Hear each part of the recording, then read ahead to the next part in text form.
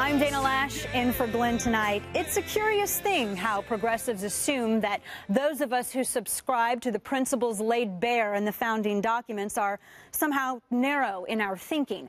Our founders diverted from the classical views held by Greek and Roman philosophers that government is a natural event. To the contrary, our founders, as evidenced by their written words, believed that government was entirely a man-made creation, a necessity of civility to combat the errant nature of man. The Constitution is a punk rock anthem, the first punk rock anthem, before the Dickies, before the Bad Brains, and of course, one of my favorites, the Ramones. It's a perfect amalgam of American spirit with an anti-authoritative, managed chaos aesthetic. Progressives prize European democracy and hive-mind mob rule, an unenlightened form of government practiced by countries who still worship sovereigns and bear vestiges of stifling doctrines. Our country chose to put the rights of man out of everyone's reach, but that of his own and God's. Our country refused to allow a singular denomination to dominate government, unlike England, which to this day has done little more than talk of dissolving the ban on Catholic members of the monarchy. Our country was one of the first to abolish slavery, to elect a leader of color.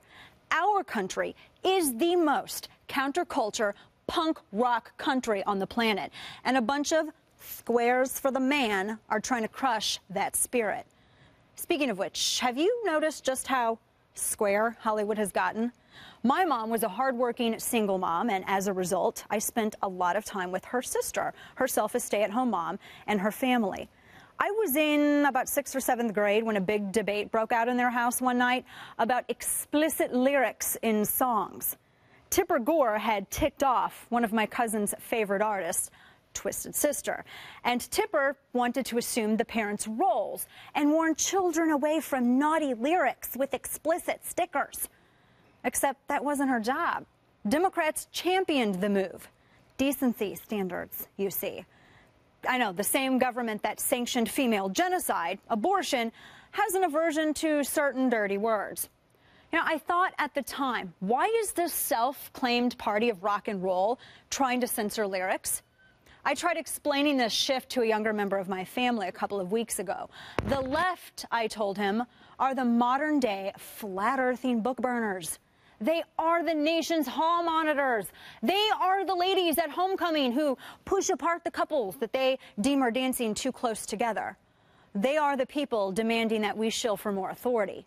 These progressives protest for more government and health care while simultaneously screeching, "My body, my choice!" So it's not only square, but it's stupid, too. They are people like Tipper Gore, who think that the government has the authority to say children need their parents' permission to buy a certain CD or download an album, but not to get an abortion. No. They are the people that, when picked last in dodgeball, they'll come up with a law regulating the dodgeball selection process. They are the litigious squares who will sue dissent into silence, who demand less diversity, not more, on the airwaves. They're the Nancy Pelosi's, the Chuck Schumers, the Barack Obamas of the world, and their messages are broadcast throughout the country 24/7 by Hollywood. Freedom bad, slavery to centralized government's good. They just remade Dallas, a show that I watched with my grandma as a kid. Used to love that show. Correct me if I'm wrong, which I'm not, that's rhetorical, but I don't recall JR ever shaking in his boots over fracking the earth apart, or ever being a wind farmer. Even T. Boone Pickens got out of that business. Hooray for Hollywood! It's not rage against the machine, it's be a cog in the machine. And these are the people whom we're up against.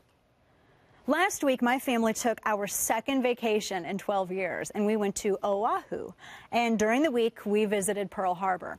Now, my grandfather was a gunner on the USS Alabama, and he was invited aboard the USS Missouri to witness General Douglas MacArthur sign the peace treaty with Imperial Japan. It was a really sobering experience to stand there and imagine that peaceful, beautiful harbor. It was ablaze almost 71 years ago. It was a really trying time for our country and the first test of our superpower strength. And inside the museum, there were a number of war posters. government propaganda for the war effort. Now, my favorite include the posters of the women who were just throwing themselves at the brave men who had just signed up for battle, and the PSAs, which spoke to the women about rationing for our boys in blue. It wasn't, though, our government really needed to churn out propaganda. They didn't.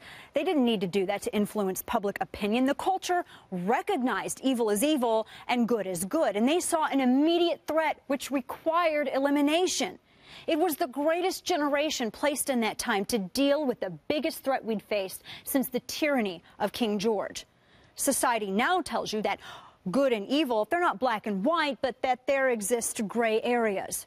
Thursday's Supreme Court ruling showed us all that America is again facing the most trying time since World War II. The last guard of the Constitution sided with the current president, and that the government is free to force any action, any behavior upon you as it deems fit, so long as it calls it a tax. Democrats like the court's ruling on Obama tax, so they'll abide. But they dislike the court's ruling on Arizona's immigration law, so they'll just ignore it. The White House has just told you that the Supreme Court doesn't matter. The future of our country, not just a presidential election, will be decided in November. We can either change course or we will stay on this path to destruction. I thought about all of this while standing on the bow of the mighty Mo, gazing at those massive guns. Do we have it within us, another great generation, to rise up in November and remove tyranny from the White House? To speak bluntly, we are in this situation because my generation and the generation before me lived off the credit earned from another generation's valor. Now it's our turn. And how will we be able to effectively combat this erosion of liberty when so many on our side still disregard the truth that politics is downstream from pop culture? We're never going to change the politicians unless you change the people. Take Massachusetts, for instance. Scott Brown is the most conservative politician you're going to get in that district, unless you change the hearts and minds of the people. Elected office is still a reflection of who we are. It's a very uncomfortable truth. And if we're unhappy with this reflection, we need to work harder to change it. And this doesn't begin with campaigns. It begins with entertainment and academics. If you wait until an election cycle to try to effect change, you're too late. If you think that one election cycle is all it will cost to turn the country around, you're naive. And if you think that you can do any of this without focusing on where the seeds of ideas are sown, you're clueless. Selling liberty isn't hard, and it shouldn't be. How many of you know who the conservatives are in Hollywood? They're there. Most of them keep their ideology in the shadows. The ones who come out either as conservatives or libertarians, they're mostly blacklisted. Do you know that Hollywood has no power to blacklist, but you do? You give Hollywood its power. These conservative celebs, they're not going to come out until you realize it, though. They need your support, even the not-so-famous ones. How often do you attend an art show? A concert? How often do you watch the Oscars? If you've the inclination to brush it off as a non-essential, please remember that's the exact sort of thinking that got us into this mess. Why is it that progressives, whose ideology is built around leeching off the productive, are allowed to be characterized as creative, while conservatives, the people who actually create, are called uncreative? Because art and entertainment tells us so? And we let it stand because we don't contest it with our dollars? You know, what was the last really good pro-America, good is good, evil is evil movie you saw? The one I saw was Iron Man. I felt like lifting my hands to the sky watching that movie. I liked it so much I saw it twice. Also loved The Expendables. I heard Vince Vaughn was one of us, and so now I go and see every single one of his movies. I interviewed Jesse Hughes from Eagles of Death Metal and discovered he was a conservative, so I went out and bought all his albums, plus it's really good music. And The Army You Have, a great indie band that also happens to be conservative. Fantastic. Here's a lesson, though, for conservative artists. As Des Dickerson told me, and he played guitar for Prince, be judged on the merit of your work, not because of your ideology. Make your art beyond reproach. Going out and buying crappy art from someone just because they're a conservative is as disingenuous as what Hollywood is doing right now. It's not conservative to expect other conservatives to like your work because you are also a conservative. It's hypocritical to feel this way because then you're telling progressives, don't judge me because of my politics, while also simultaneously telling conservatives, please judge me because of my politics. Yeah, all of the stuff that I mentioned, the movies, the music, that stuff rocks already. That they're conservatives or done by conservatives, it's all icing on the cake. It's a progressive mentality to think that you're owed something. We are conservatives. We rage against the society that tells us that everyone gets a trophy for participating. No, they don't. Some people are just bad. Some are really, really good. And you know what? That's okay. Progressivism began to worm its way into popular culture and Hollywood around the late 50s, early 60s. And as my friend Bill Whittle of Declaration Entertainment notes, the U.S. used to export positive movies, and they used to celebrate the United States. And now all we see in theaters are foreign-financed movies which bash our culture and our freedoms. Halls of higher learning, like Harvard, was founded to be a Christian-influenced institution.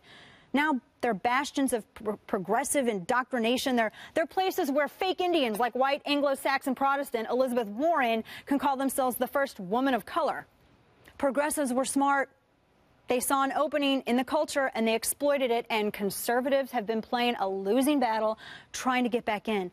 Losing mainly because not enough of us realize the importance of conservatives in culture.